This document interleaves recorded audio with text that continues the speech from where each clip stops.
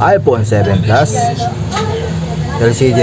battery replacement. Tinanggal ko na yung battery nya. Kailangan nyo i-connect yon at tanggalin. Disconnect muna to.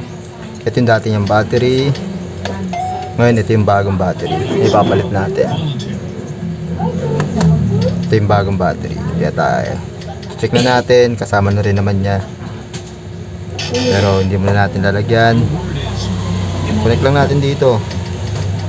Yung connector muna, unahin muna natin dito. Then push lang ninyo konti. Okay na yan. At lang ninyo konti yan.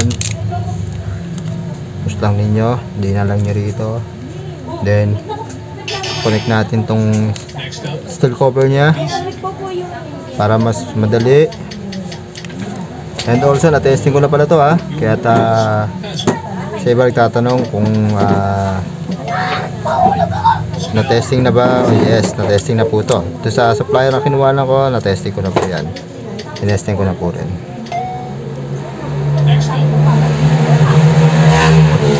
Kunin ko lang yung kanyang mga screw. Pentalobe screw, pentalobe po yan. Yung kanyang mga screw rito. Maliliit yung screw nya. Laging tatandaan.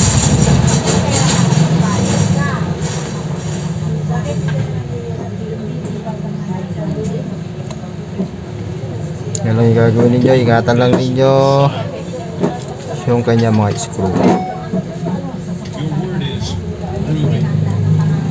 At para hindi kayo, meron siyang mahabang size, meron siyang maikli size. Okay na siya. Kukontrol lang din natin. Pero muna i-check yung mga screw kung wala mga natanggal. Tatanggal ko yan. Dali lang. Open ko muna para makita ninyo.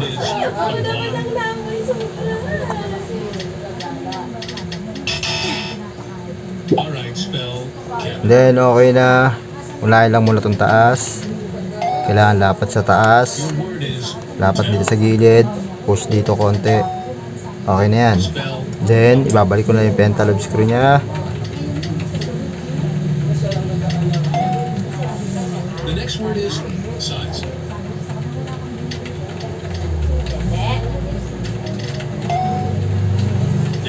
Yun lang, ganun lang kadali kung paano siya binalik. Umpisa siya. Pakita rin natin kung yung charging niya is good para make it sure na okay. Charging iPhone 7 Plus. Paano magpalit ng battery, yun lang ginawa natin. Ito yung battery na pinapalitan dahil mabilis na malobat.